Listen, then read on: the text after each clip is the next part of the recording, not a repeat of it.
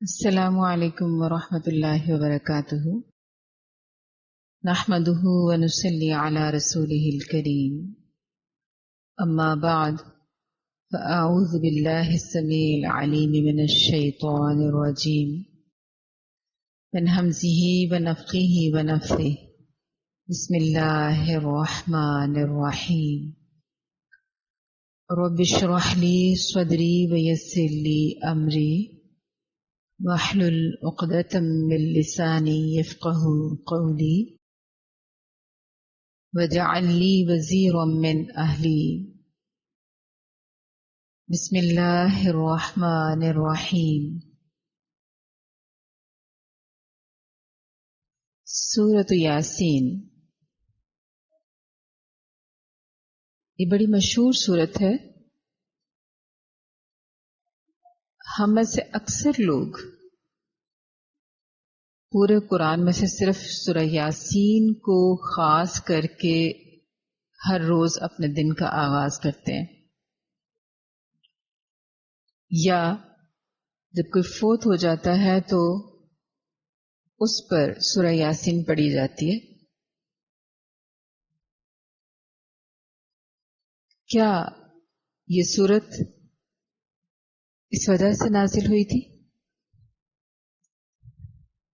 کہ ہم اپنے دن کا آغاز اس کے ساتھ کر لیں، اس کی تلاوت کر کے، یا اپنے فوت ہو جانے والوں کو اس کے سائے میں رخصت کر دیں، یا بہت چھلانگ مارتے ہیں تو سورہ یاسین کے ساتھ کچھ اور صورتیں ملا کر ہم پڑھ لیتے ہیں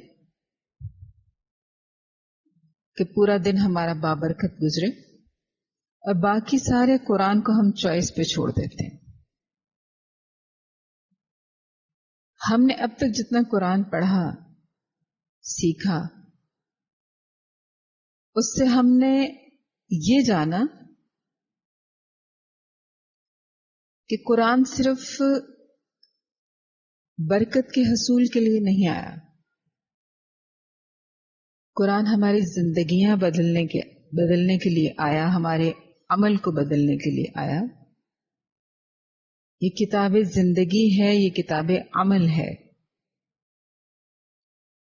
یہ صرف مرنے کی آسانی، مردوں کو بخشوانے اور اپنی روزمرہ زندگی میں برکتیں حاصل کرنے کے لیے نہیں ہے صرف۔ اور یاد رکھیں کہ برکتیں صرف قرآن کے ایک مخصوص حصے کی تلاوت کرنے سے محض نہیں ملا کرتی، بلکہ پورا قرآن بھی اگر آپ اپنے معمول میں رکھیں کہ روزانہ قرآن کا ایک حصہ پڑھیں اور صرف پڑھیں، تو تب بھی آپ ان برکتوں کو نہیں پا سکتے جو حقیقتاً قرآن کے ساتھ نازل ہوئی تھی۔ ہمیں قرآن کو سیکھنا ہے، سمجھنا ہے، ہمارا رب اس میں ہم سے کیا بات کرتا ہے، ہماری زندگی کے کس کس مسئلے کا حل اس کے اندر ہے، یہ ہماری کس کس بیماری اور مرض کا علاج ہے اور شفا ہے، ہمیں یہ تلاش کرنا ہے۔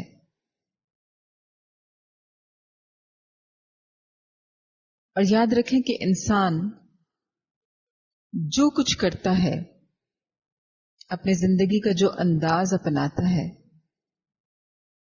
اس کے وہی کیے ہوئے اعمال پیچھے رہ جاتے ہیں۔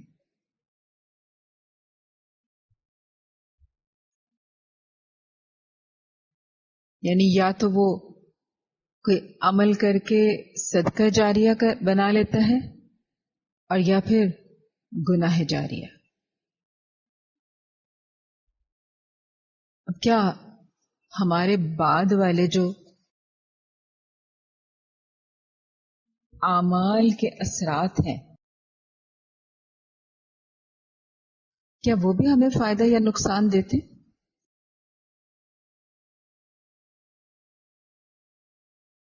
بالکل دیتے ہیں۔ ہماری نسلیں اس کا اثر قبول کرتی ہیں۔ ہمارے ارد گرد کے لوگوں پر اس کا اثر ہوتا ہے، ہمارے زیر دست لوگوں پر وہ چیزیں اثر انداز ہوتی ہیں جو ہم اپنی زندگی میں اپنا معمول بنائے رکھیں. اگر تو نیکیاں بو کر جائیں گے تو ہماری اولادیں اس کا پھل کاٹیں گی، اور اگر گناہ بو کر جائیں گے تو نسلیں اسی کے اثرات کی وجہ سے برباد ہو جائیں گی. اور یاد رکھیں، ہم اپنے آپ کو ہی دیکھ لیں، ہمارے والدین کے اندر جو دلچسپیاں ہیں یا جو ان کے معمولات ہیں، اگر ماں کا پورا دن صرف کچن میں ہی گزرتا ہے یا گھر کی صفائی ستھرائی میں ہی گزرتا ہے تو بچی میں اس لحاظ سے سلیقہ اور طریقہ ضرور آئے گا کہ وہ گھر بھر کو راضی رکھے گی کھانے بنا بنا کر یا اپنی صفائی کے ذریعے امپریس کیا کرے گی، لیکن قرآن کی طرف اس کا کوئی تعلق نہیں، باقی معاملات کے ساتھ اس کا کوئی واسطہ نہیں، کیونکہ اس نے اپنی ماں کو دیکھا ہی اس طرح. اسی طرح باپ کے اگر غم یہی ہے کہ کاروبار میں نفع ہو رہا ہے یا نقصان، جائیداد کتنی بڑھ گئی، گاڑی کون سی لینی ہے، اب پلاٹ فلاں اتنی قیمت کا بک رہا ہے، اگر یہی غم باپ کے رہے تو پھر یاد رکھیں کہ پیچھے بھی وہ یہی فکر بو کر جائے گا، اولاد بھی اسی ڈگر پر اسی نہج پر چلے گی. تو پھر ضرورت کس چیز کی ہے کہ ہم جیتے جی دیکھ لیں کہ ہماری زندگی کس ڈگر پر چل رہی ہے، کہ ہم جب اس دنیا سے رخصت ہو جائیں تو ہماری بیٹی کا وہ بہت مزے مزے کے کھانے بنانا یا فیملی کی طرف سے اس کی واہ واہ ہو جانا یا اس کی صفائی کے ڈنکے بج جانا، اس سے قبر میں ہمیں کوئی فائدہ نہیں پہنچنے والا. ہمیں قبر میں وہ چیز فائدہ دے گی جو ہم نے اس کی اصلاح کے لیے اس کو سکھایا، اخروی اصلاح کے لیے. یہ دنیاوی لوازمات تھے جو آپ اس کو سکھا گئے، اخروی اصلاح کے لیے جو چیزیں آخرت میں کام آنے والی ہیں، اس کے لیے کیا کیا؟ بچی کو بس ایک دفعہ زندگی میں ناظرہ پڑھا دیا بچپن میں، اس ناظرہ میں اس نے کیا پڑھا اس کو کوئی خبر نہیں. ویسے اس کے پاس بہت ہائی فائی ڈگری ہے لیکن قرآن کا اس کو نہیں پتا. اس نے بچپن میں 3 بار ناظرہ ہی پڑھا، اسے نہیں معلوم کہ اس کا ترجمہ کیا ہے، اسے نہیں معلوم کہ اس کی تفسیر کیا ہے، اسے نہیں معلوم کہ فلاں مسئلے کو زندگی میں جو پیش آنے والا ہے اس کا حل کیا بتایا ہے اللہ نے. اسے نہیں پتا کہ جب وہ اپنے پیریڈز کے بعد پاک ہونے کے لیے غسل کرتی ہے تو اس کا طریقہ کیا ہے. اسے نہیں خبر کہ جب وہ اپنے نئے گھر میں جاتی ہے، اپنے خاوند کے ساتھ زندگی گزارتی ہے تو اس کو وہاں پہ کیا انداز اپنانے ہیں جو ہمیں شریعت نے بتائے. ماں نے اس کو یہ نہیں سکھایا، باپ نے یہ سب باتیں نہیں بتائیں. صرف یہ کہہ دینا کہ نماز کے لیے جاؤ، کیا اس طرح بچے نمازی بن جائیں گے؟ باپ کا فرض تو یہ ہے کہ وضو اپنے سامنے کروا کر سکھا کر اس کے بعد اس کو ہاتھ پکڑ کر مسجد میں لے کر جائے. اور جب بچہ یہ معمول دیکھے گا تو آئندہ اپنی اولاد کے ساتھ بھی یہی طریقہ اختیار کرے گا. وہ نیکی نسل در نسل آپ کو فائدہ دیتی رہے گی. لیکن اگر آپ نے اب یہاں تک اکتفا کیا کہ صرف کہہ دیا کہ نماز کے لیے جاؤ اذان ہوگی، تو یاد رکھیں کہ وہ یہ والی نسل اپنی آئندہ آنے والی نسل کو اتنا بھی نہیں کہا کرے گی، کیونکہ تب زندگی اس سے کہیں زیادہ مصروف ہوگی، تب ترجیحات اور بدل چکی ہوں گی. تب یہی ذہن میں آئے گا کہ اگر نماز پڑھنا اگر اتنا ضروری ہوتا تو بابا مجھے ساتھ لے کر جاتے، صرف کہنا کافی نہ ہوتا. لہذا اگر کہا بھی نہ جائے تو کوئی بات نہیں، باشعور ہے، خود پڑھ لیں گے. تو جیسی فکر آپ کی ہوگی ویسی ہی فکر آپ آگے دے کر جائیں گے. تو خدارا اپنی فکروں کو بدلیے، اپنی ترجیحات کو بدلیے. ہماری آج کی یہ ترجیحات ہمیں آئندہ قبر میں کام آنے والی ہیں. سو دیکھیے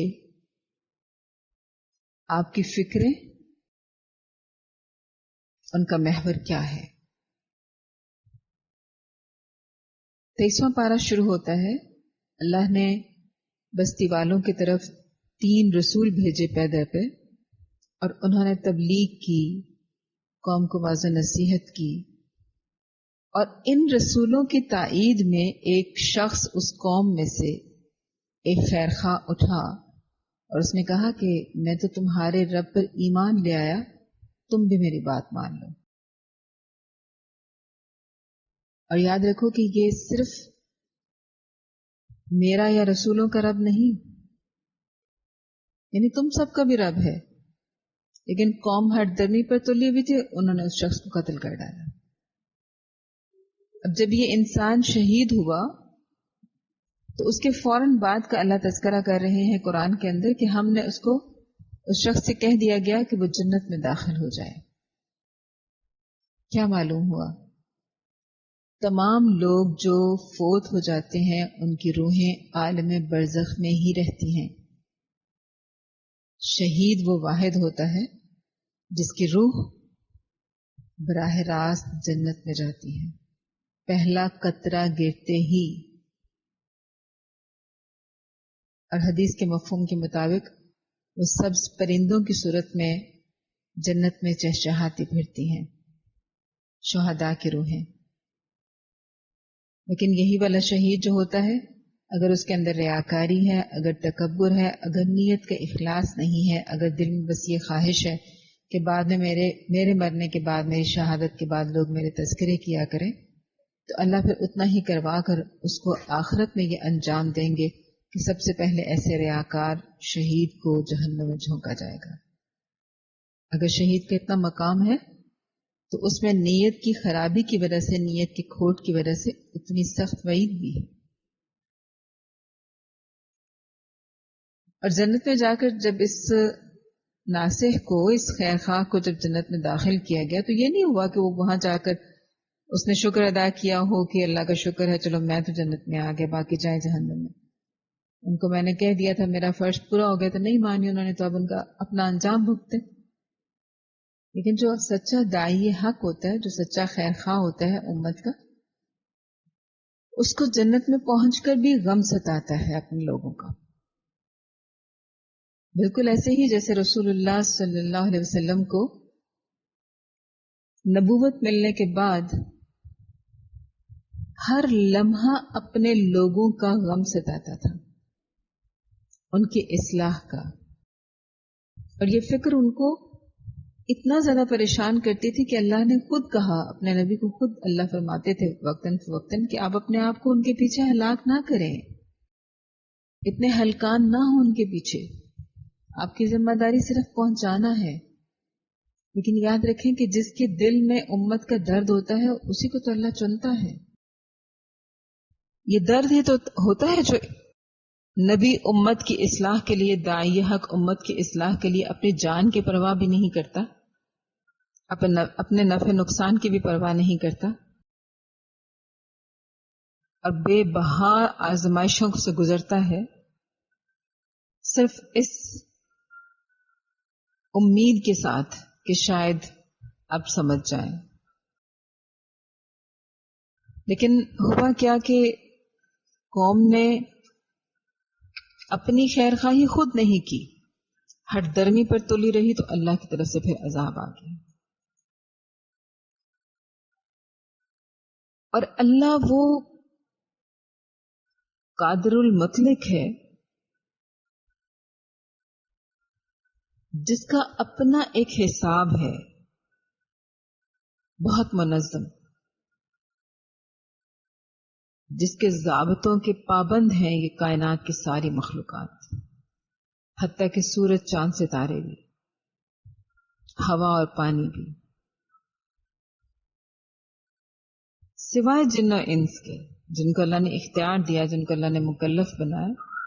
باقی تمام مخلوقات اللہ تعالیٰ کے اسی نظام کے مطابق چلتی ہیں جو اللہ نے ان کو سونپ دیا ہے. اس میں ذرا برابر ادھر ادھر نہیں، ایک لمحے کے لیے بھی روگردانی نہیں. سورج سردیوں میں کیسے نکلتا ہے، سورج گرمیوں میں کیسے غروب ہوتا ہے، اس کے اس سارے انداز میں کبھی بھی تبدیلی واقع نہیں ہوئی، الا یہ کہ اللہ خود چاہے، خود کرے، جیسے اصحاب کہف کے لیے سورج کو حکم دیا گیا تھا. تو ہم اگر اطاعت سیکھنی ہے تو ہم ان چاند ستاروں سے ہی سیکھ لیں، اللہ کے ان بے جان مخلوقات سے ہی سیکھ لیں جو ایک نظام کے پابند ہیں اور بڑی خوشی سے پابند ہیں. اور یاد رکھیں کہ ان کو تو ان کی اس اطاعت پہ کوئی انعام نہیں ملنا، بس یہ کہ اللہ نے ان کو حکم دیا تھا اور انہوں نے اس کو اپنا فرض سمجھ کے وہ نبھاتے چلے جا رہے ہیں. ہمارے ساتھ تو اللہ کی محبتوں کا یہ عالم ہے، اللہ کی بے پناہ رحمتوں کا یہ انداز ہے کہ اگر ہم اس اطاعت کو اپنا لیں گے تو ہمارے لیے انعامات بھی ہیں.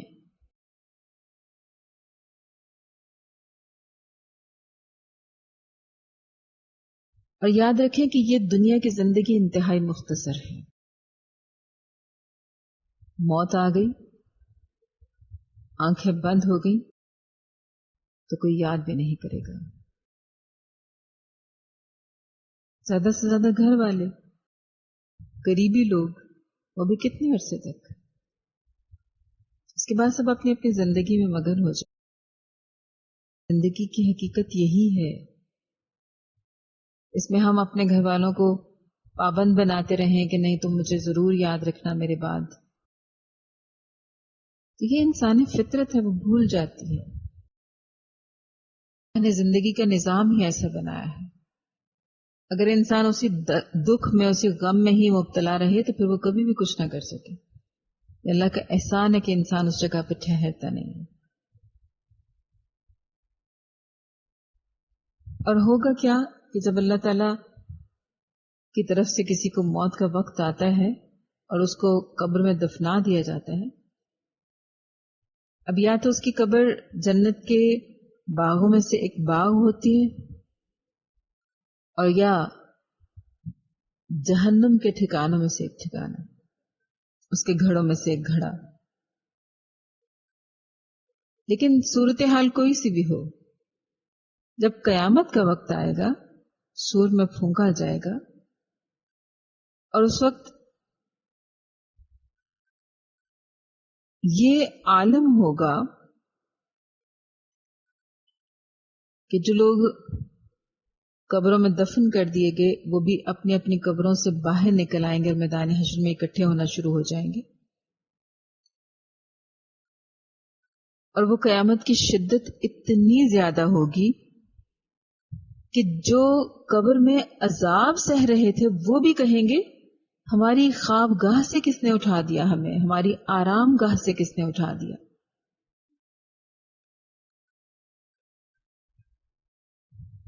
گویا قیامت کی سختی کے مقابلے میں برزخی زندگی کی سختی کچھ بھی معلوم نہیں ہوگی، کچھ بھی محسوس نہیں ہوگی. اور اس کو لوگ یہ کہیں گے گویا یہ ہماری خواب گاہ تھی.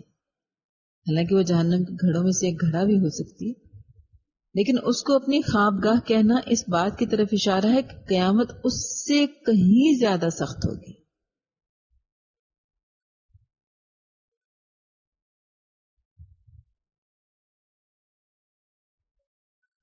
اور اس وقت انسان یہی سمجھے گا کہ وہ ایک خواب دیکھ رہا تھا جس سے اس کو اٹھا دیا گیا. اور تب انسان جانے گا کہ رسول صلی اللہ علیہ وسلم سچ فرماتے تھے کہ دوبارہ زندہ ہونا ہے اور اللہ کے سامنے پیش ہونا ہے.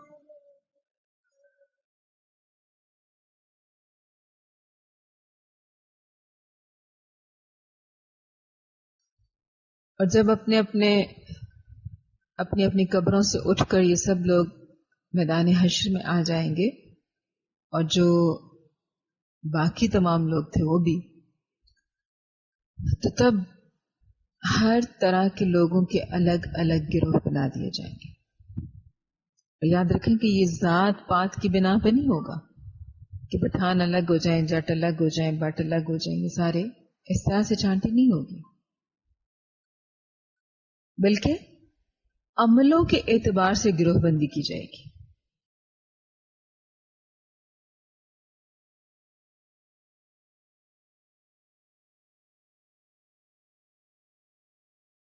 ہر ایک کی الگ الگ کتار بنی ہوگی. اور وہ کیسے ہوگا؟ میدان حشر میں ایک انسانوں کا سمندر ہے، تو کہا جائے گا وَامْتَازُوا الْيَوْمَ أَيُّهَا الْمُجْرِمُونَ، اے مجرموں تم الگ ہو جاؤ آج. دنیا میں تو سارے گھلے ملے رہتے تھے نا، پتہ نہیں چلتا تھا. تمہیں بھی لوگ مؤمنین کے ساتھ مؤمنین ہی سمجھ لیا کرتے تھے، لیکن اللہ نے کیا سکھا دیا؟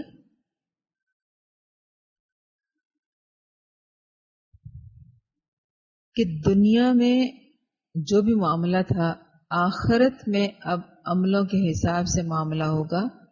جس کے جو عمل ہوں گے وہ اس کو دیکھ کر اپنے گروہ قسمت چلا جائے گا، ان کے ساتھ کھڑا ہو جائے گا.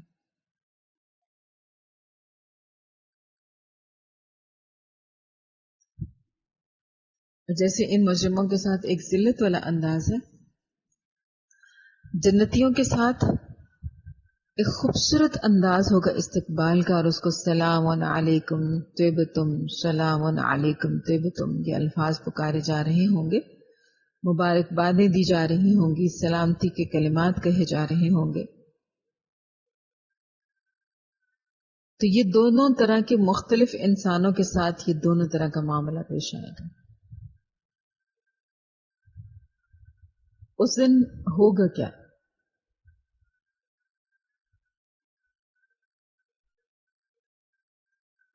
اللہ اب پوچھنے لگیں گے، حساب شروع ہو جائے گا. پوچھا جائے گا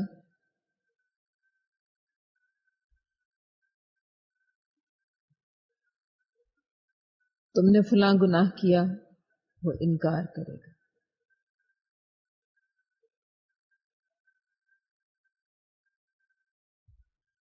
اپنے گناہ ماننے پر تیار نہیں ہوگا، غلطی کا اعتراف کرنے کے لیے تیار نہیں ہوگا. اب سزا دینے سے پہلے گواہیاں مکمل کرنے کے لیے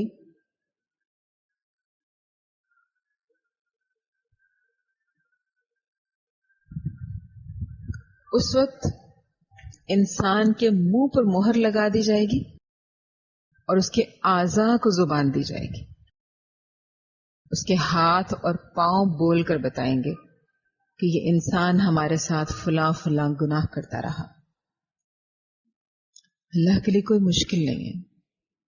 اس وقت انسان اپنے ان اعضاء کو کوسے گا، لیکن چونکہ وہ اپنے خالق کے سامنے ہوں گے لہذا وہی حق اور سچ کو بیان کر دیں گے. اب یہاں پہ اگر ایک لمحے کے لیے ہم سوچیں، گناہ کرنا اور پھر ہٹ درمی کا مظاہرہ کرنا، چوری بھی اور سینہ زوری بھی، اور ایسی سینہ زوری کہ خالق کائنات کے سامنے کھڑے ہو کر بھی اپنے جرم کا اقرار نہیں کر رہا، حالانکہ پتہ ہے کہ اللہ ایک ایک لمحے سے واقف ہے. اللہ کے پاس سارا ریکارڈ ہے، اللہ سے کچھ بھی پوشیدہ نہیں تھا. پوری فلم اللہ تمہارے سامنے تمہاری زندگی کی چلا سکتا، اور چلائی بھی جائے گی، دکھایا جائے گا لوگوں کو ان کا پچھلا سارا ریکارڈ.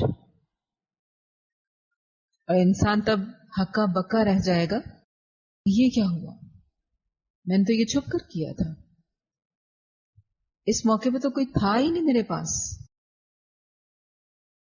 تو وہ جو دنیا میں یہ حقیقت ہمارے سے چھپی رہتی ہے کہ اللہ دیکھ رہا ہے، اس پردے کی وجہ سے جو ہماری عقلوں پر پڑا ہوتا ہے. جب قیامت والے دن وہ عقل سے پردے سارے ہٹیں گے تب احساس ہوگا کہ ہاں اللہ تو ہر چیز دیکھ سکتا تھا.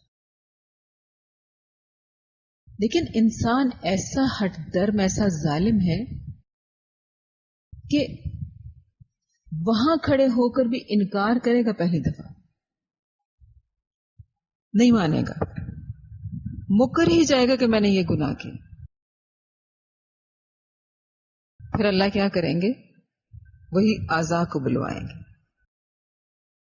اب یہاں سے ہمارے سوچنے کا کام کیا ہے کہ ہم گناہ کرتے ہوئے یہ سوچا تو کریں، کیا ہم اللہ کی نگاہوں سے چھپ سکتے ہیں؟ جیسے پیچھے ہم نے اسلاف کے اقوال پڑھے تھے، ان میں یہ تھا کہ گناہ وہاں جا کر کرو جہاں پہ تمہیں کوئی دیکھتا نہ ہو، جہاں پہ اللہ موجود نہ ہو. گویا ہم کہیں بھی گناہ نہیں کر سکتے، کہیں بھی کریں گے تو اللہ ہمیں دیکھ لے گا، اللہ کی نظروں سے پوشیدہ نہیں ہوگا. لیکن جب ہم گناہ کر رہے ہوتے ہیں تو یہ احساس ہمارے اندر سے ختم ہو چکا ہوتا ہے. جیسے احادیث کا مفہوم ہے نا کہ جب انسان زنا کرتا ہے تو اس کے اندر سے ایمان نکل جاتا ہے، اور پھر جب وہ اس کو کر چکتا ہے تو تب ایمان واپس آ جاتا ہے. یعنی جس وقت انسان گناہ کر رہا ہوتا ہے ایمان اس کے اندر نہیں ہوتا.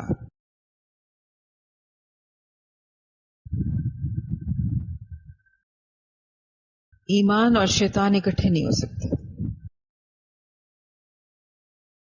اس لیے اس وقت ایمان اس کے اندر نہیں ہوتا جب وہ شیطان کی پیروی کر رہا ہوتا ہے. تو انسان سوچے کہ میری اصلیت اصل میں کیا ہے، میری اوقات کیا ہے، کس چیز سے میں پیدا کیا گیا. شاید آپ کے علم میں نہیں ہے کہ ایک سپرم جو ایگ کے ساتھ مل کر نطفہ بناتا ہے، پھر علقہ بناتا ہے، پھر مضغہ بناتا ہے، پھر بچہ بنتا ہے، وہ پیچھے جو ایک سپرم ہوتا ہے جو ایک جس نے آ کر ایگ کے ساتھ ملنا ہوتا ہے، وہ 1 انچ کے 42,000 حصے کے برابر ہوتا ہے. 1 انچ کا 42,000واں حصہ. سوچیں اس کی اوقات کیا ہے، انسانی آنکھ سے تو نظر بھی نہیں آ سکتا. اتنی حقیر چیز، اتنی بے وقت چیز، اور وہ پانی آ کہاں سے رہا ہے؟ سوچیں جو سپرم ہے، وہ جو حقیر پانی ہے، وہ آ کہاں سے رہا ہے؟ شرمگاہ سے. کوئی بہت اعلیٰ درجے کا پانی ہو، کوئی آب زمزم کے لیول کا، تو ہم اس پر ہی اترا لیتے کہ ہاں ہم آب زمزم سے بنائے گئے تھے، چاہے وہ آب زمزم کا ایک قطرہ ہی ہوتا. لیکن حقیر پانی کا ایک حقیر قطرہ جو انسانی آنکھ سے نظر بھی نہیں آ سکتا، یہ ہے انسان کی اوقات. لیکن جب وہ اپنے پیروں پر کھڑا ہو جاتا ہے، محتاجی سے باہر آ جاتا ہے، تب اس کی اطراحٹیں دیکھیں، تب اس کا فخر و غرور دیکھیں کہ وہ اللہ کے احکامات کو ہی چیلنج کرنے لگ جاتا ہے، اپنی اصلیت، اپنی اوقات کو بھول کر. اللہ نہ چاہے تو اس پر ہم اپنے ایکس سے جا کے مل ہی نہیں سکتا.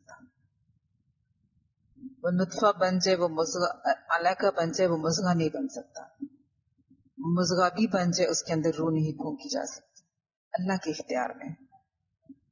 اللہ جس مرحلے پر چاہے اس سلسلے کو روک سکتا ہے، لیکن اتنے مراحل سے گزارنے کے بعد انسان جب وجود میں آ جاتا ہے، جب کھڑا ہو جاتا ہے، جوانی مل جاتی ہے تو اللہ کو ہی جھٹلانے لگ جاتا ہے، حالانکہ اللہ وہ باقدرت ذات جو صرف کن کہے تو معاملے طے ہو جاتے ہیں. اس کو کسی لمبی چوڑی کوئی نہ وقت کی ضرورت ہوتی ہے، نہ کوئی پلاننگ کی ضرورت ہوتی ہے، نہ کوئی اسباب اختیار کرنے کی ضرورت ہوتی ہے. اس کا صرف کلمہ کن کافی ہوتا ہے.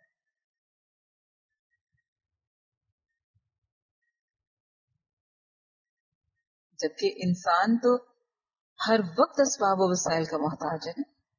اللہ کو تو محتاجی ہے ہی نہیں کسی قسم کی. تو اس اللہ کے مقابلے میں آ کر کھڑے ہو جانا، جب انسان گناہ کرتا ہے تو گویا وہ اللہ کے مقابل کھڑا ہو جاتا ہے، اللہ کو چیلنج کر رہا ہوتا ہے کہ آپ نے روکا تھا نا اس سے تو میں کر رہا ہوں. گویا یہ اس کی ہٹ درمی کا یہ انداز ہوتا ہے گناہ کرتے وقت. اللہ اس وقت ہی کن کہتے تو انسان کا کیا عالم ہوگا. جو کلمہ کن سے ہی پیدا ہوا تھا، اللہ اس کی تباہی کے لیے، اللہ اس کی بربادی کے لیے لفظ کن کہہ دے تو کون روک سکتا ہے اس کو. لیکن انسان اتنا بڑا ظالم ہے کہ اس با اختیار رب کے سامنے کھڑا ہو جاتا ہے. اللہ میں ہدایت سے نوازنا.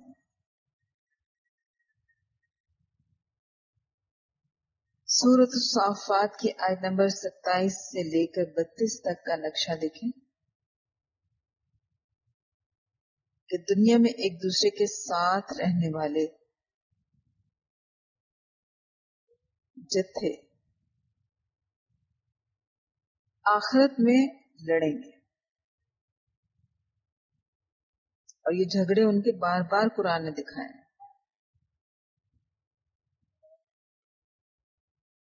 اور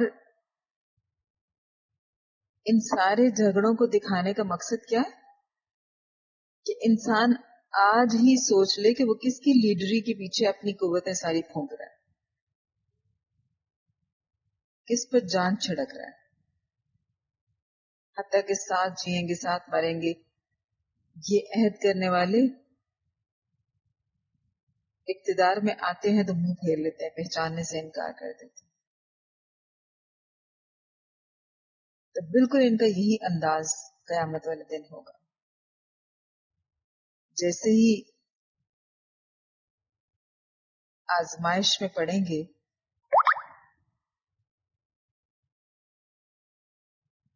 جیسے ہی وہاں قیامت کی سختیوں کو دیکھیں گے، حساب کتاب کا سلسلہ ہوگا، تو تب ایک دوسرے سے منہ پھیر لیں گے اور بیزار ہو جائیں گے. پھر ایک دوسرے کے لیے بد دعا کریں گے، اللہ اس کو دگنا دے عذاب، وہ کہیں گے اس کو دگنا دے.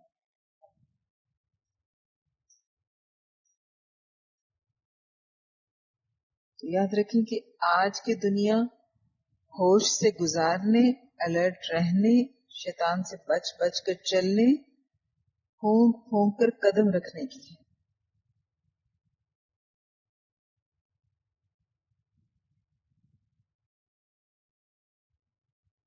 پھر فرمایا کہ جنت میں شراب بھی ہوگی.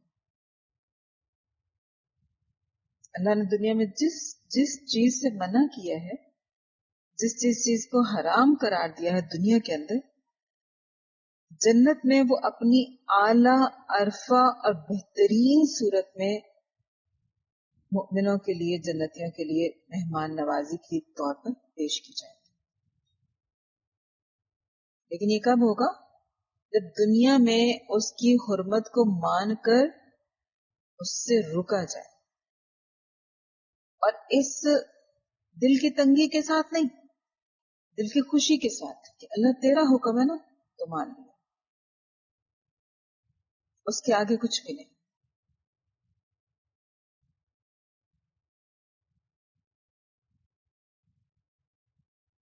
تو پھر جو دنیا میں اللہ کی خاطر اس سے نفرت کرتے رہے، اس کو ترک کرتے رہے، جنت میں ان کے لیے ہوگی شراب طہورا.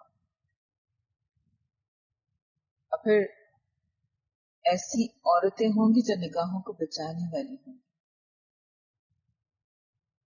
جنت میں مرد کو جو حیادار بیوی دی جائے گی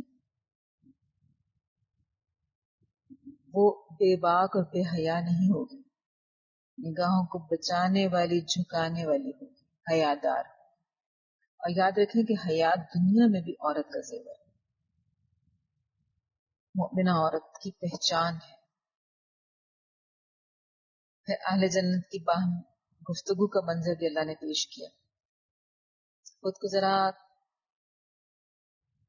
اس جگہ پہ محسوس کریں، تصور میں لائیں، ہم جنت میں سب اکٹھے بیٹھے ہوئے انشاءاللہ، اور وہاں پہ ہم میں سے کوئی ذکر کرتا ہے کہ وہ جو میری دوست تھی وہ نظر نہیں آ رہی، جو دنیا میں میرا مذاق اڑایا کرتی تھی۔ جب مجھے اللہ نے سمجھ دی، میں نے پردہ کرنا شروع کیا، جب میں نے پلکنگ چھوڑ دی، جب میں نے نمازیں پڑھنا شروع کر دی، تو مجھے بڑا میرا مذاق اڑایا کرتی تھی کہ ملانی بن گئی ہو۔ لیکن آج وہ کوئی نظر نہیں آ رہے، وہ کہاں ہے؟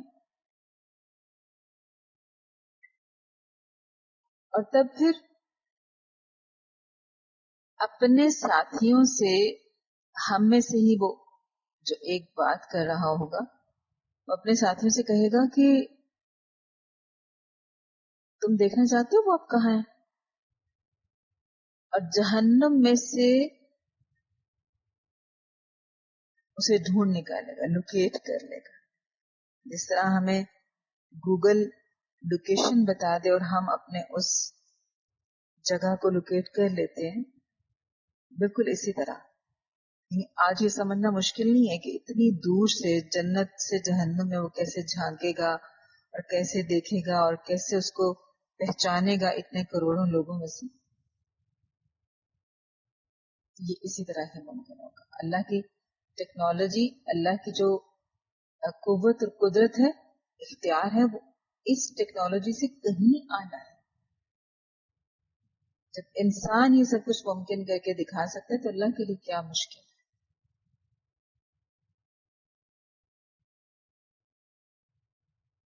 اور یہ والا جو اللہ کا نظام ہے یہ منقطع بھی نہیں ہونے والا، آندھی طوفان کی نظر بھی نہیں ہونے والا۔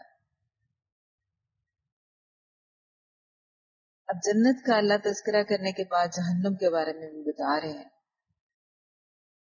جہنم بہت ہولناک ہے، زقوم کے درخت ہوں گے، پینے کے لیے گرم کھولتا ہوا پانی ہوگا،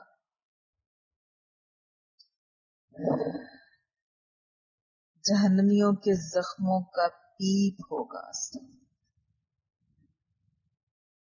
لیکن کے لیے جو دنیا میں رنگ برنگے مشروبات سامنے پا کر بھی ناشکری کرتے تھے، جن کے لیے عام پانی کو نگلنا مشکل ہوا کرتا تھا، جن کی زندگی کا مقصد ہی ہر وقت کھانا اور بس کھاتے رہنا۔ اللہ ان کو وہاں اسی بھوک پیاس سے آزمائے گا، جنہوں نے دنیا میں اپنے پیٹ کا برتن بھرنے کے لیے اس چیز کی پرواہ نہیں کی تھی کہ کیا حلال اور کیا حرام ہے، اللہ پھر آخرت میں ان کو اس چیز کا بدلہ دیں گے۔ آگے اللہ حضرت ابراہیم علیہ السلام کا تذکرہ فرما رہے ہیں کہ جب قوم میلے پر گئی تھی اور ابراہیم علیہ السلام نے اپنی بیماری کا بہانہ کیا تھا، تو وہ بہانہ اصل میں بہانہ نہیں تھا، بلکہ ہر موحد کو، ہر موحد کو، ہر مشرک سے یا اس کے شرک سے طبیعت کی خرابی محسوس ہوتی ہے، طبیعت بوجھل ہوتی ہے، دل خراب ہوتا ہے۔ تو ابراہیم علیہ السلام نے وہاں جانے سے انکار کیا تھا اور اس کے بعد سارے بت توڑ ڈالے تھے۔ یاد دیکھیں کہ ابراہیم علیہ السلام کس موقع پہ کہہ رہے ہیں میری طبیعت خراب ہے؟ میلے پہ جا رہے تھے نا وہ لوگ انجوائے کرنے کے لیے. ہمارا معاملہ اس کے بالکل برعکس ہے. ہمیں انجوائے کرنے کے لیے باہر جانا ہو تو ہم بیمار بھی ہوں تو میڈیسن لے کے جانے کے لیے تیار ہو جاتے ہیں. اور اگر ہمیں درس قرآن کے لیے بلا لیا جائے, کسی اہم ذمہ داری کے لیے بلا لیا جائے, دین کی تبلیغ کے لیے بلا لیا جائے, تو وہاں پر کچھ نہ بھی ہو رہا ہو تو فوری طور پر سر درد شروع ہو جاتا ہے. تو بس یہ ترجیحات ہوتی ہیں جن کا اظہار ہو جاتا ہے. اور پھر اللہ نے ابراہیم علیہ السلام کو ایک لمبے انتظار کے بعد بیٹا عطا کیا. یاد رکھیں کہ اللہ اپنے انبیاء کو اولاد کی آزمائش سے گزارتے رہے ہیں, جس سے میں نے ذاتی طور پہ یہ نتیجہ اخذ کیا ہے کہ اللہ جس انسان سے بہت محبت کرتے ہیں اس کو اولاد کی آزمائش سے ضرور گزارتے ہیں, کیونکہ یہ آزمائش بہت سخت ہوتی ہے. انسان کے اپنے جسم کا ٹکڑا, اپنے جگر کا ٹکڑا, اپنے دل کا ٹکڑا,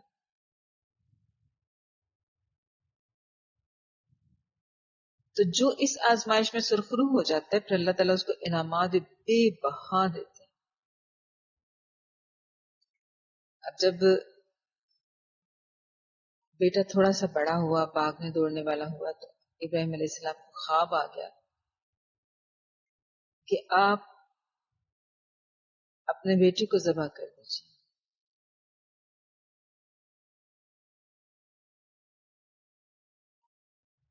اور پھر اب ابراہیم علیہ السلام نے اسماعیل علیہ السلام سے پوچھا, کہا کہ میں نے ایک خواب دیکھا ہے. تو اسماعیل علیہ السلام نے آگے سے یہ نہیں کہ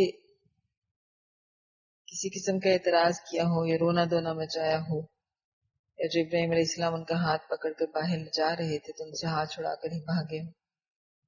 ایسا نہیں ہوا, بلکہ آگے سے فرمایا کہ آپ کو جو حکم دیا گیا آپ اس کو کر گزرے, انشاءاللہ مجھے آپ صبر کرنے والا میں پائیں گے.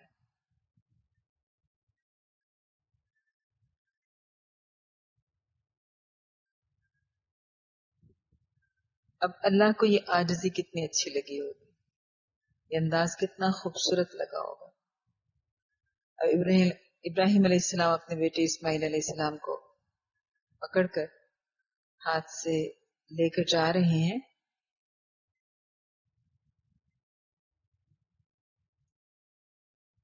اور جو ان کے دل ہیں وہ اللہ کی محبت سے بھرے.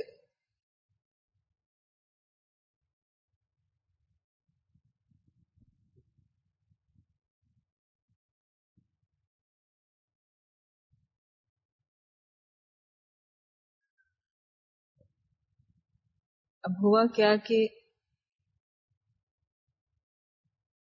باپ نے بیٹے کو نیچے لیٹایا,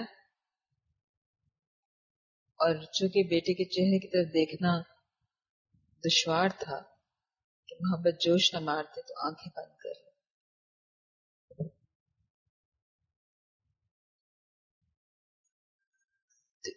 یہاں سے ایک پوائنٹ یہ سمجھ میں آتا ہے کہ معاملہ یہ نہیں ہے کہ نبی انسان نہیں ہوتا. اگر انسان نہ ہوتا پھر یہ کام مشکل ہی کیا ہے. جو انسان نہیں ہے اس کے لیے کیا مشکل ہے کام, وہ تو ہوتا ہی مطیع فرمان ہوتا ہے, فرما بردار ہوتا ہے, اللہ کی اطاعت کے لیے ہر وقت تیار ہوتا ہے, جو انسان نہیں ہوتا یعنی فرشتہ. تو انسان تھے تبھی تو یہ آزمائش تھی, اور تبھی تو وہ کمال کہلایا, اور تبھی تو اتنے انعامات سے نوازا گیا. ورنہ اگر یہ کمال نہ ہوتا تو انعام کیوں ہوتا. تو نبیوں کے اندر بھی احساس ہوتے ہیں, جذبات ہوتے ہیں, محبتیں ہوتی ہیں,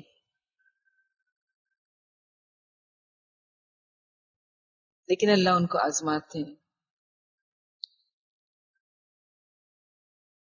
اور اولاد کی آزمائش سے یہ سارے اولو العزم جو پیغمبر تھے وہ آزمائے گئے.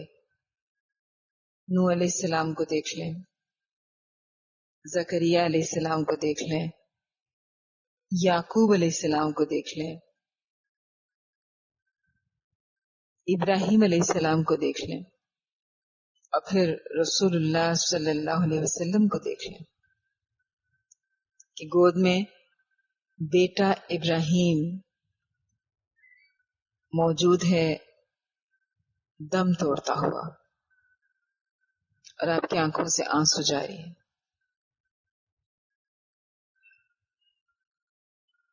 یہ محبت کی شدت ہی تو ہے. لیکن فوراً ہی اللہ سے یہ بھی کہتے ہیں کہ یہ دل کی کیفیت جو ہے یہ ہمارے اختیار میں نہیں ہے کہ اللہ ہم تیری رضا پر راضی ہیں. اللہ کو یہی تو مطلوب ہوتا ہے، یہی تو مطلوب ہے اللہ کو کہ بندہ اللہ کے سامنے اس بات کا اظہار کرے کہ اللہ تیرے سے بڑھ کے میرے لیے کچھ نہیں ہے. یہ اولاد کیا، یہ مال کیا، یہ گھر بار کیا، سب کچھ. والذین آمنوا اشد حبا للہ، اللہ کی محبت میں شدید تر ہوتے ہیں. اب جب کوئی اللہ کے لیے اتنا اپنا آپ نچھاور کر دے تو پھر اللہ انعام کیوں نہ کرے گا؟ اللہ تو سب سے بڑا قدردان. اب ابراہیم علیہ السلام جب اسماعیل علیہ السلام کی گردن پر چھری پھیرنے کے لیے ان کو لٹا دیا اور خود آنکھیں بند کر لی، اور اللہ نے جنت سے اس مینڈے کو بھیجا.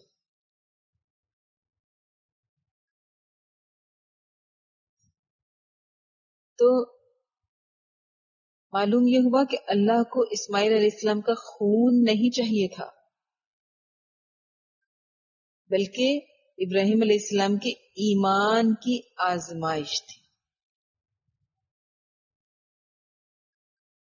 جس میں وہ سرخرو ہوئے تھے. اور یاد رکھیں کہ ابراہیم علیہ السلام کا خاندان وہ واحد خاندان ہے جس کا ہر فرد برکتوں کا باعث تھا. کیا بیوی، کیا بچے، کیا پوتے، حتیٰ کہ اس سے بھی اگلی نسل تک گئی تھی برکت.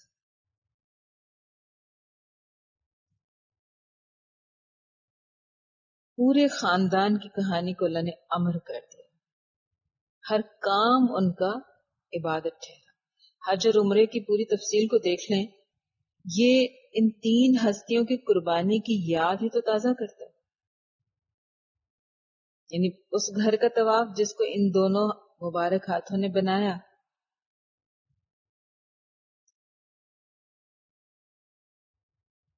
پھر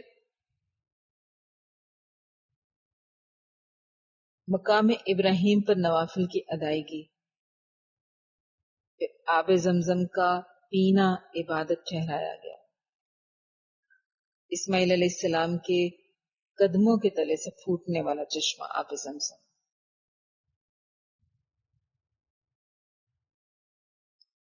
اور جو صحیح ہے وہ حضرت حاجرہ علیہ السلام کا دوڑنا اس بے قراری میں کہ میرے بچے کو پانی مل جائے، اس کو اللہ نے سعی بنا کر عمرہ اور حج کا رکن قرار دے دیا. تو گویا ہم حج یا عمرہ کرنے کے لیے جاتے ہیں تو اس خاندان کی یاد تازہ کرنے کے لیے جاتے ہیں، ان کو خراج تحسین پیش کرنے کے لیے جاتے ہیں.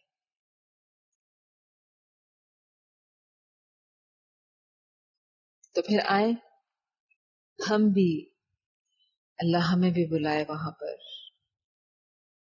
ہم بھی ابراہیم علیہ السلام اور اسماعیل علیہ السلام کی طرح بن کر دکھائیں، حاجرہ علیہ السلام کے نقش قدم پر دوڑ کر دکھائیں.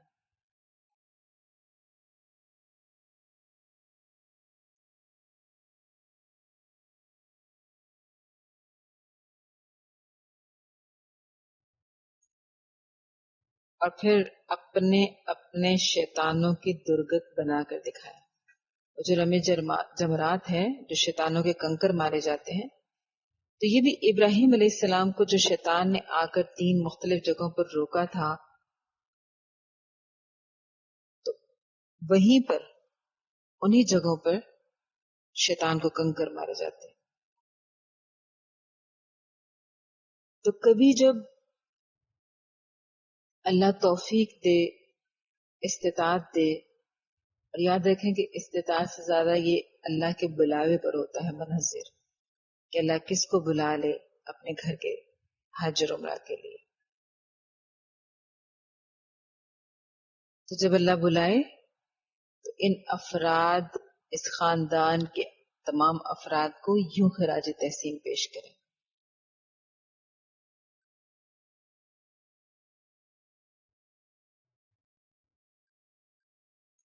اور یاد رکھیں کہ جو ہم اللہ کی راہ میں قربان کرتے ہیں نا جانور، عید الاضحیٰ کے موقع پر، تو اللہ کو وہ جانور مطلوب نہیں ہوتا.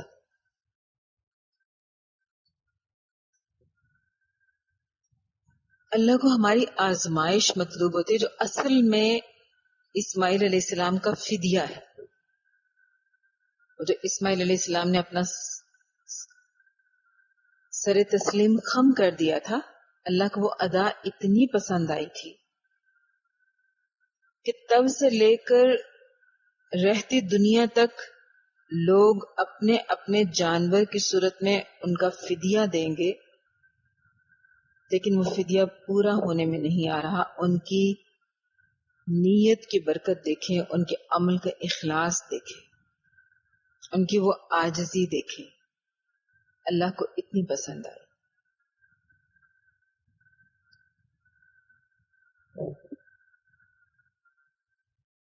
اور اللہ کو جب ہم بھی جب جانور ذبح کرتے ہیں نا، تو ہم اللہ کو یہی کہتے ہیں کہ اللہ یہ جانور ذبح کر رہے ہیں، یہ گویا ہماری ٹریننگ ہے کہ جب کبھی تو ہم سے ہماری جان مانگے گا یا ہماری اولاد مانگے گا تو ہم حاضر ہوں گے.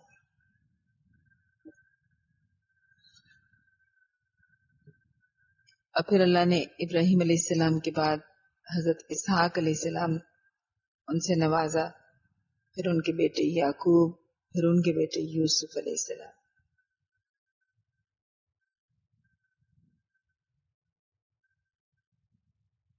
اور جو ابراہیم علیہ السلام نے اپنے خواب کو پورا کر کے دکھایا، تو یاد رکھیں کہ یہ ہر ایک کے اوپر پورا کرنا واجب نہیں ہے. یہ تو انبیاء ہوتے ہیں جن کے خواب بھی وہی ہوتے ہیں. آگے حضرت داؤد علیہ السلام کا قصہ اللہ نے بیان کیا.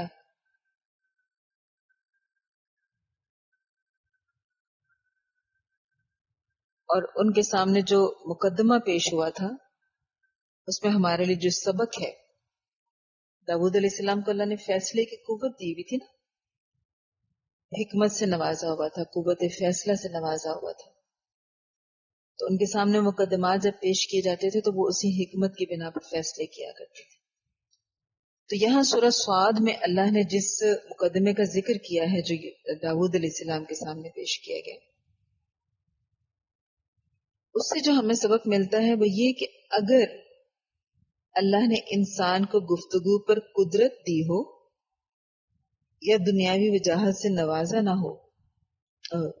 ہو تو کمزور لوگوں کے لیے اللہ سے ڈرتے ہوئے معاملہ کرنا چاہیے.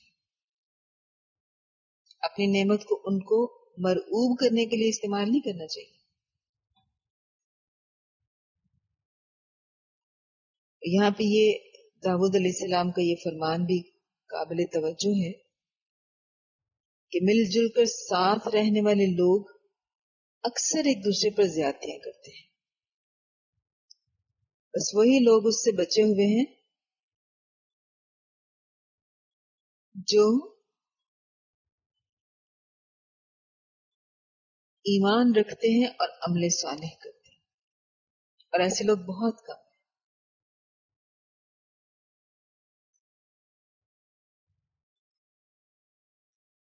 اور یاد رکھیں کہ اکٹھے رہنے میں اللہ کا خوف پیش نظر رکھنا، کمزوروں کے حق کی حفاظت کرنا اور ڈرتے رہنا کہ اللہ کہیں ہمیں بھی ان کم لوگوں میں شامل کر لے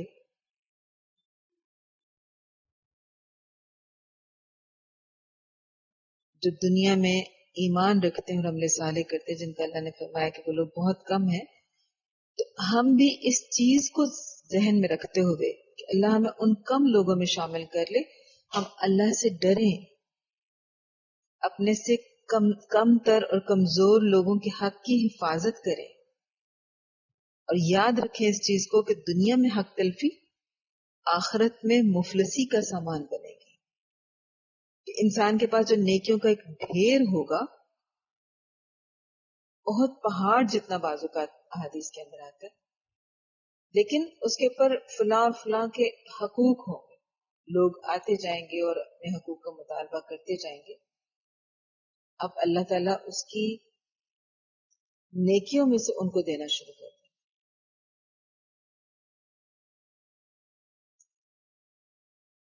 اور آہستہ آہستہ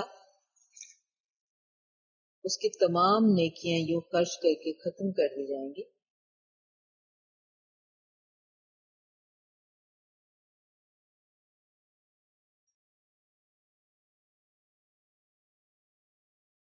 اور پھر جب نیکیاں ختم ہو جائیں گی بانٹ بانٹ کر ان تمام لوگوں میں جن کی حق تلفی اس نے کی ہوگی، اور لوگ ابھی بھی باقی ہوں گے، نیکیاں ختم ہو چکی ہوں گی، تو پھر اللہ ان لوگوں کے گناہ اس کے کھاتے میں لکھنا شروع کر دیں گے، اس کے کھاتے میں رکھنا شروع کر دیں گے. تو یہ کیسی مفلسی ہوگی کہ اپنی دنیا کی 60-70 سالہ زندگی جو اس نے نیک اعمال کر کر کے ایک نیکیوں کا انبار لگایا تھا، اس سارے کا سارا انبار تو اس کے ہاتھوں سے کیا ہی، لوگوں کے گناہ بھی اس کے ہاتھوں آ گئے، اس کے حصے میں آ گئے. آگے اللہ حضرت ایوب علیہ السلام کا تذکرہ فرما رہے ہیں. ان کی ایک دعا ہم نے پچھلی صورتوں میں بھی پڑھی، اور ایک اور دعا جو یہاں پہ ایوب علیہ السلام کی دعا نقل کی جا رہی ہے، اس میں بے قراری اور اضطراب ہے. اور وہ کیا کہ شیطان نے مجھے سخت تکلیف سے دوچار کیا.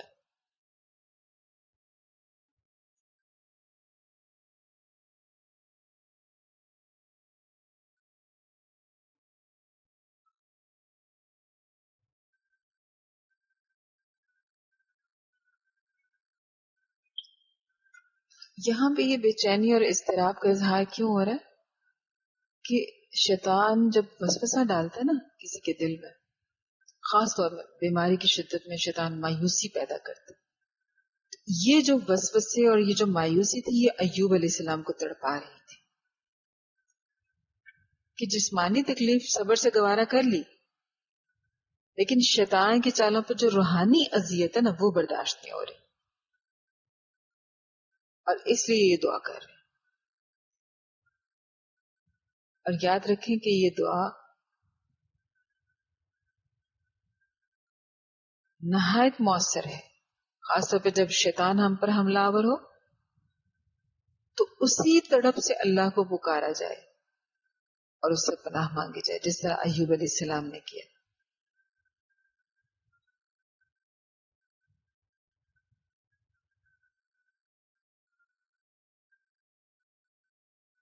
آگے پھر اللہ اب انبیاء کی ایک مشترکہ صفت کا ذکر کر رہے ہیں، اور وہ کیا ہے؟ اواب. اواب کہتے ہیں بار بار اللہ کی طرف رجوع کرنے والا. کبھی اپنے عمل کے ذریعے،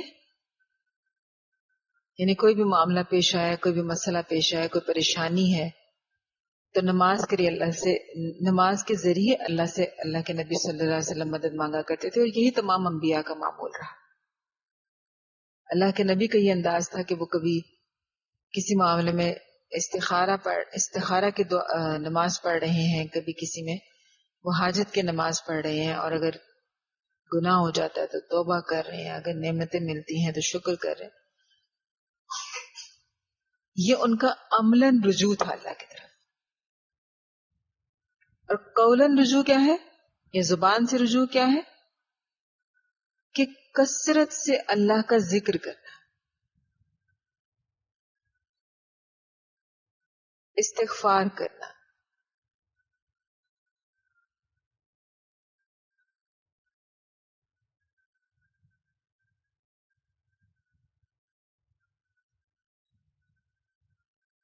اور یہ جو ذکر کرنا، آپ اگر کبھی غور کریں رسول اللہ صلی اللہ علیہ وسلم کی زندگی پر، اتنی بے شمار دعائیں ملیں گی، اتنی بے شمار، ہر موقع کے لیے. اور کبھی کبھی میں بہت حیران ہوتی ہوں کہ ان کا دن بھی تو ہماری طرح ہی 24 گھنٹوں کا ہی ہوا کرتا تھا. دن اور رات کا پھیر تو اسی طرح ہی چلتا آ رہا ہے صدیوں سے. پھر ساتھ وہ اپنے گھر والوں کے ساتھ ایک نارمل لائف بھی گزارتے تھے، لوگوں کے ساتھ بھی ان کے تعلقات تھے، ان کے ساتھ بھی وقت گزارتے تھے، جہاد بھی کرتے تھے. لیکن پھر بھی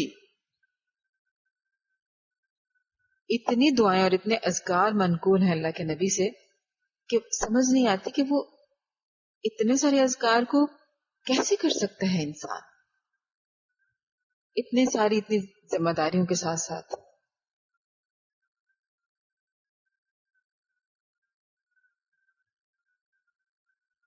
تو جو اواب ہوتا ہے نا، اس کا ہر سانس گویا دعا ہوتا ہے.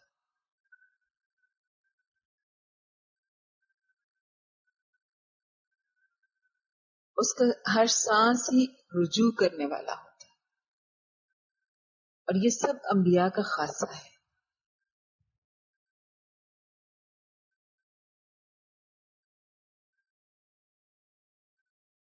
گویا کوئی گناہ ہوا ہے یا نہیں ہوا، حتیٰ کہ صرف شیطان ہی اکسا رہا ہے، شیطان ہی ستا رہا ہے، اور ابھی وہ شیطان کے وسوسے کے مطابق ہم نے کوئی عمل بھی نہیں کیا، سوچا بھی نہیں، لیکن شیطان کا وہ اکسانا.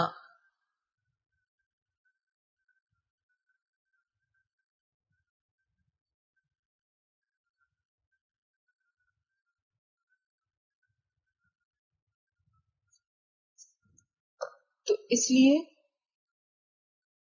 ہمیں بھی کیا چاہیے، یعنی وہ انبیاء جو تھے یا جو صالحین ہوتے ہیں، جتنے متقین ہوتے ہیں، جتنا کسی کے اندر تقوی زیادہ ہوتا ہے، وہ اپنے معمولی سی خطا کو بھی اپنا ایک بڑا گناہ سمجھتا ہے. حتیٰ کہ جیسے میں ابھی بات کہہ رہی تھی کہ شیطان کی اکساہٹ کو بھی وہ ایک غلطی شمار کرتے ہیں اور بے قرار ہو جاتے ہیں، بے چینی کا شکار ہو جاتے ہیں، مضطرب ہو جاتے ہیں.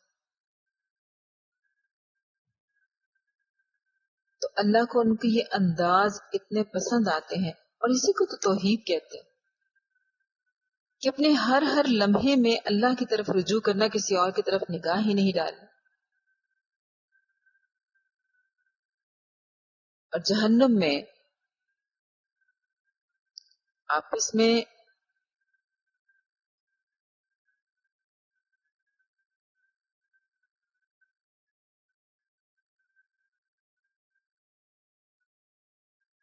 اللہ ہمیں بھی ایسا افواب بنا دے کہ ہم اپنے ہر معاملے میں اللہ کی طرف رجوع کرنے والے ہوں، اللہ کی طرف دیکھنے والے ہوں. اللہ ہمیں ایسا موحد بنا دے. جہنم والے جو ہوں گے وہ اپنے دنیا کے انداز کی طرح وہاں پہ بھی جھگڑ رہے ہوں. ابھی جہنمیوں کا معاملہ اس طرح کیوں ہوتا ہے؟ جب انسان ایک اللہ کو چھوڑ کر ہر جگہ منہ مارنے لگتا ہے، ہر جگہ سر کو جھکانے لگتا ہے، ہر جگہ اپنی حاجات پیش کرنے لگتا ہے، اپنے ہر مسئلے میں اللہ کی طرف بعد میں نگاہ جاتی ہے، پہلے فلاں پھر فلاں پھر فلاں، ان سے مشورے کرنے میں ہی وقت گزر جاتا ہے. گویا اوپر انبیاء کی صفت اواب جو تھی، ان لوگوں کا معاملہ اس کے بالکل برعکس ہوتا ہے.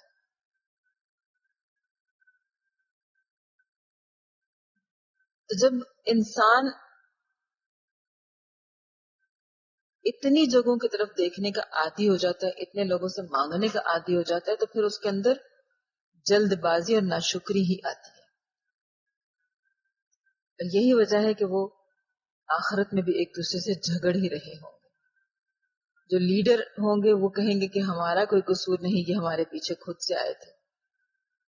اور عام لوگ کہیں گے کہ ان لوگوں نے ہمیں موٹیویٹ کیا تھا، یہ لوگ ہمیں ابھارتے اور ترغیب دلاتے تھے تیرے گناہ کی طرف. یوں ایک دوسرے پر الزام تراشیوں کی وجہ سے ان کے جھگڑے ہوں گے، اور ایک دوسرے کو برا بلا کہیں گے، ایک دوسرے کو دوہرا عذاب مانگیں گے، اور حیران بھی ہوں گے کس بات پر. اور مولوی کہاں چلے گئے؟ وہاں وہ مولویوں کو ڈھونڈیں گے. اور یاد رکھیں کہ ہر باعمل مولوی اس وقت جنت میں ہوگا. اور ہو سکتا ہے کہ وہ اپنے ساتھیوں میں بیٹھا انہی لوگوں پر تعجب کر رہا ہو کہ وہ کہاں گئے جو دنیا میں میرا مذاق اڑایا کرتے تھے.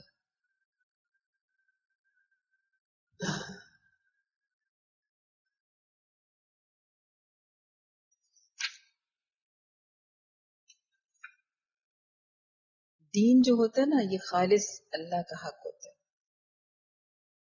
مولوی اس حق کو ادا کرنے کی بات کرتا ہے. صحیح حقیقی مولوی کی بات کر رہے ہیں، نام نہاد مولوی نہیں، نیم ملا نہیں، جو خطرہ ایمان ہوتے ہیں. میں ان مولویوں کی بات کر رہی ہوں جو واقعی باعمل مسلمان ہوتے ہیں.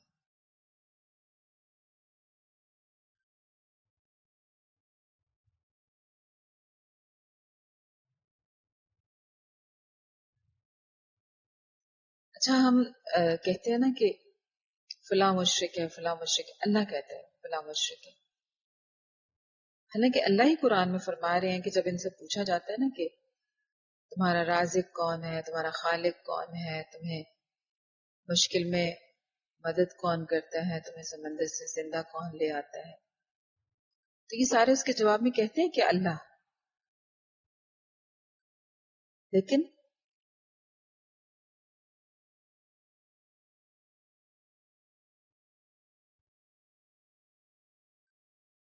جب بات آتی ہے اپنے کسی مسئلے کو حل کروانے کی دنیاوی اعتبار سے، تو پھر ان کی پہلی نگاہ متعلقہ افراد کی طرف جاتی ہے. مطلب اپنے بیٹے کی نوکری ہی چاہیے تو کیا ہوگا؟ یہ نہیں کہ اللہ سے دعا مانگے گا پہلے، سب سے پہلے مرحلے پہ. ہو سکتا ہے معمول یا عادت کے طور پر مانگتا بھی ہو، لیکن عملاً بھروسہ کر کے وہ جس کی طرف نگاہ کرتا ہے نا، وہ سب سے پہلے وہ والا انسان ہوتا ہے جو اس محکمے سے متعلق ہوتا ہے. وہ اس کو یقین ہوتا ہے کہ یہ متعلقہ محکمے کا فرد ہی میری مدد کر سکتا ہے.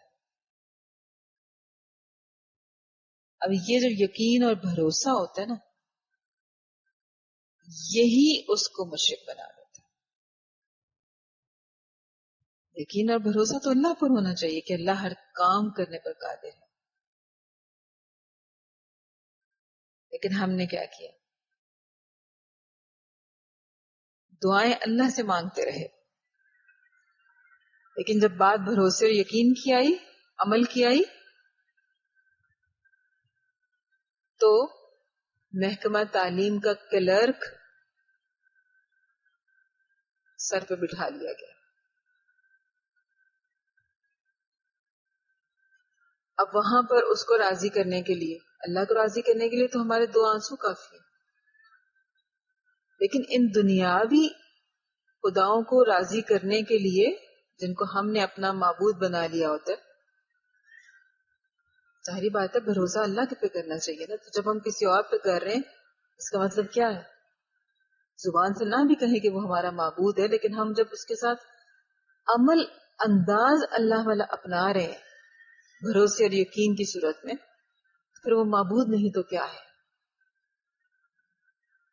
اللہ راضی ہو جاتا ہے مکھی کے سر کے برابر ایک آنسو سے، لیکن ان جھوٹے خداؤں کو راضی کرنے کے لیے تمہیں بعض اوقات اپنا سب کچھ مارنا پڑتا ہے، حتیٰ کہ اپنی عزت بھی، بیٹیوں کی صورت میں،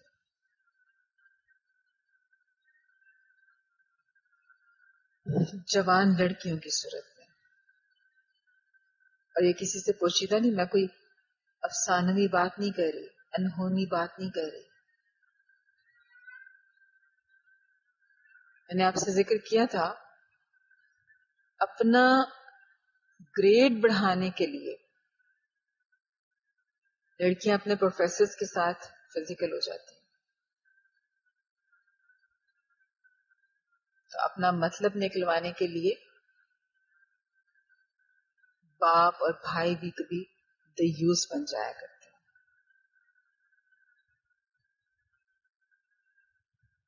2 ٹکے کی نوکری اس کو لینے کے لیے جس سے آپ نے سفارش کی ہے، جس کے آپ نے منتیں اور ترلے کیے ہیں،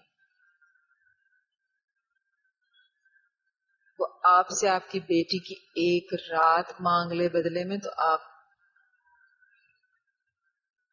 مجبوراً ہی صحیح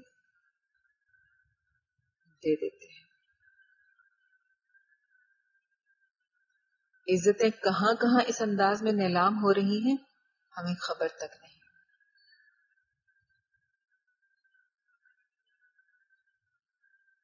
اور یہی نظام شرک پھر اللہ کے دربار میں بھی رسائی کے لیے چلایا جاتا ہے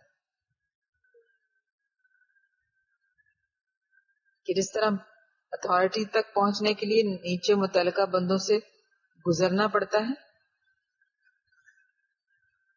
صاحب سے ملنے کے لیے ہم سمجھتے ہیں کہ اللہ سے ملاقات کے لیے، اللہ کے دربار میں حاضری کے لیے بھی اس طرح کے دروازوں سے گزرنا پڑے گا. اور پھر وہ انداز اپناتے ہیں ہم اللہ کے ساتھ. خود دعا نہیں کرتے، کسی سے کرواتے ہیں کہ اللہ میری نہیں سنتا، یا آپ دعا کریں گے تو ہمارے حق میں بہتر ہوگا.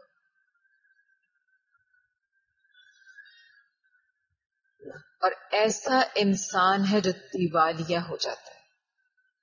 دیوالیہ وہ نہیں ہوتا جس کا مال اسباب گھر بار لٹ گیا.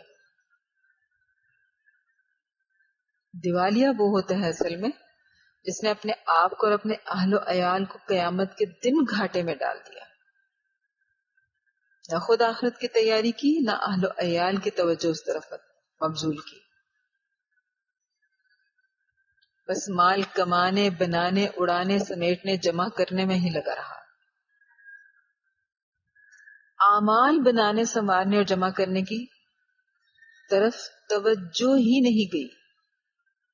بس مطمع نظر مال ہی رہا اس میٹیریلسٹک دور میں، دجالی دور میں.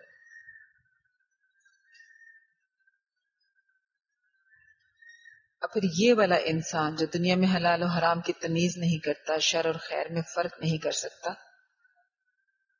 جو دنیا کے پیچھے پیچھے بھاگتا رہتا ہے یہاں تک کہ موت آ لیتی ہے اس کو، پھر آگے یہ خالی ہاتھ مفلس کنگال ہو کر پہنچے گا. یہ ہے دیوالی. اور اس ہولناک انجام سے بچے گا کون اور کیسے بچے گا؟ اللہ نے فرمایا کہ وہ جو بات کو غور سے سنتے ہیں اور اس کے بہترین پہلو کی پیروی کرتے ہیں. حق بات غور سے سننے کا تحمل بہت کم لوگوں میں ہوتا ہے، ورنہ تو لوگ جلدی سے اکتا کر چلے جاتے ہیں. اتنی لمبی آڈیو کون سنے؟ پتہ نہیں ان بولنے والوں کو یہ ابھی تک سمجھ نہیں آئی کہ اس دور میں کسی کے پاس اتنا ٹائم نہیں رہا.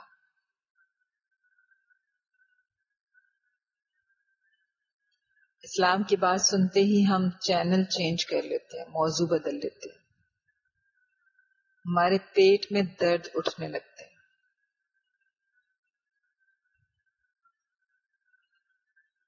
اور شیطان کا یہ حربہ ہے نا، وہ اس طرف متوجہ نہیں ہونے دیتا. غور سے سنیں گے تو سمجھیں گے نا، سمجھیں گے تو عمل کریں گے، عمل کریں گے تو رب کو راضی کر پائیں گے. تو شیطان ایسا ہونے نہیں دیتا. وہ قرآن سننے کا جو پہلا مرحلہ ہوتا ہے نا، وہیں پر ہی رکاوٹیں کھڑی کرنا شروع کر دیتے ہیں. لیکن یاد رکھیں ہم اتنے بے بس نہیں ہیں کہ شیطان کا مقابلہ نہ کر سکیں. ہم قیامت والے دن شیطان پر الزام ڈال کر، اپنے لیڈروں پر الزام ڈال کر، اپنے ارد گرد کے ماحول پر الزام ڈال کر بری ذمہ نہیں ہو سکیں گے. یاد رکھیں اس چیز کو. ہم اپنی ہر من پسند چیز کو، ہر من پسند کام کو کر لیتے ہیں نا، دنیا کے مخالف جا کر.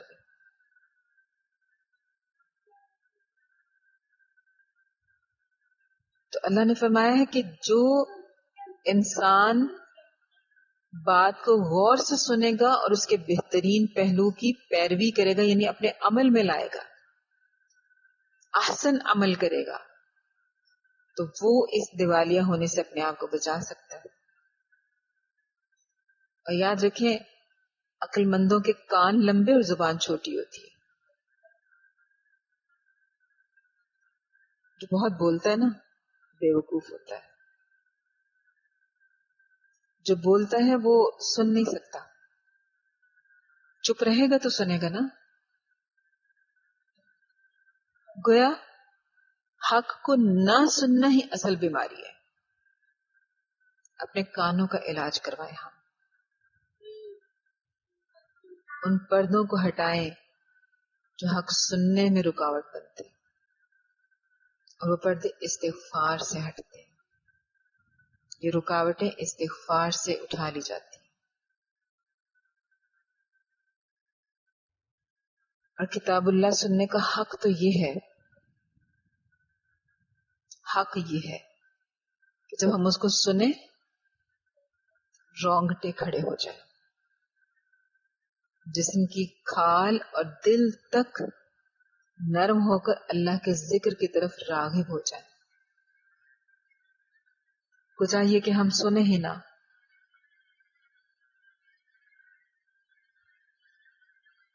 اور جو ایسی محبت اور رغبت کا اظہار کرے گا، اللہ اس کے لیے ہی ہدایت کا دروازہ کھولتا ہے.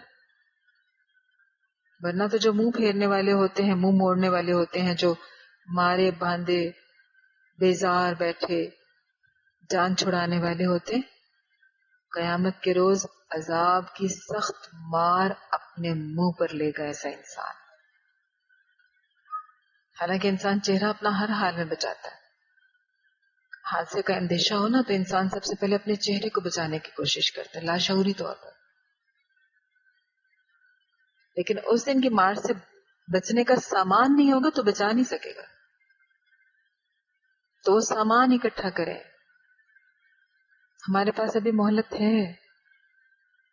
یہ وہ چہرے جن کی فکر میں ہم دن رات گھلتے ہیں، یہ چہرہ سجانے کے ہی آلات اور لوازمات ہوتے ہیں نا، کاسمیٹکس. اتنی بڑی انڈسٹری ہے اس کی. اور ہم نے چہرے کی سجاوٹ کے لیے تو لاکھوں جھونکنے کے لیے تیار ہو جاتے ہیں. چہرے کو بچانے کے لیے بھی کچھ کر لیجیے. اس کے لیے پیسہ نہیں خرچ کرنا پڑے گا، بس اپنا وقت لگا دیجیے، اپنی توجہ لگا دیجیے، اپنے کانوں کو کھول لیجیے، آپ کا چہرہ بچ جائے گا. حق کو سننے کے لیے کانوں کو کھول لیجیے.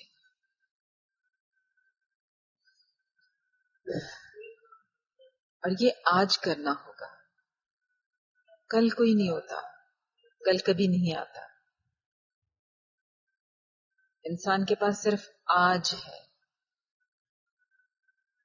ابھی، ورنہ کبھی نہیں. آج کرنا ہوگا یہ چہرے کو بچانے کا سامان قرآن کی طرف پلٹ کر، اپنا آپ اس کے حوالے کر کے. اور اس کام کے لیے اپنے آپ کو تیار کیسے کرنا ہے؟ استغفار کے ذریعے. اور یاد رکھیں کہ توحید میں بڑی عافیت ہے، بہت عافیت. اتنے سارے لوگوں کے منہ لگنے سے انسان بچ جاتا ہے، اتنے سارے دروں پر سجدے کرنے سے انسان بچ جاتا ہے، اتنے لوگوں کے آگے جھکنے سے بچ جاتا ہے، در در کی ٹھوکریں کھانے سے بچ جاتا ہے، اگر وہ صرف ایک اللہ کی طرف اپنی توجہ لگا رہے. اس کی زندگی میں عافیت ہی عافیت آ جائے گی، کیونکہ توحید نام ہی عافیت کا ہے. باقی سارے رشتے، سارے ناطے، سارے تعلقات، سارے معاملات اس ایک تعلق کے تابع ہونے چاہیے. رب راضی تو سب راضی. اس کو اپنی زندگی کا اصول بنا لیجیے. اور پھر جب انسان اپنے رب کو راضی کرنے کی ٹھان لیتا ہے، صرف رب کو راضی کرنے کی، تو یاد رکھیں کہ پھر اسی کو تو توحید کہتے ہیں. اور اس توحید کا نتیجہ کیا ہوتا ہے؟ توحید تو یہ ہے کہ خدا حشر میں کہہ دے یہ بندہ دو عالم سے خفا میرے لیے ہے. اللہ ہمیں بھی یہ اعزاز دے دے. لیکن یاد رکھیں یہ اعزاز پانا کوئی آسان نہیں ہے، لیکن کرنا چاہیں تو بہت آسان ہے. ہر طرف سے توجہ ہٹا کر یکسو ہو جائے. سبحانک اللہم ربنا وبحمدک اللہم اغفر لی. سبحان ربک رب العزت عما یصفون وسلام علی المرسلین والحمد للہ رب العالمین. السلام علیکم ورحمۃ اللہ وبرکاتہ.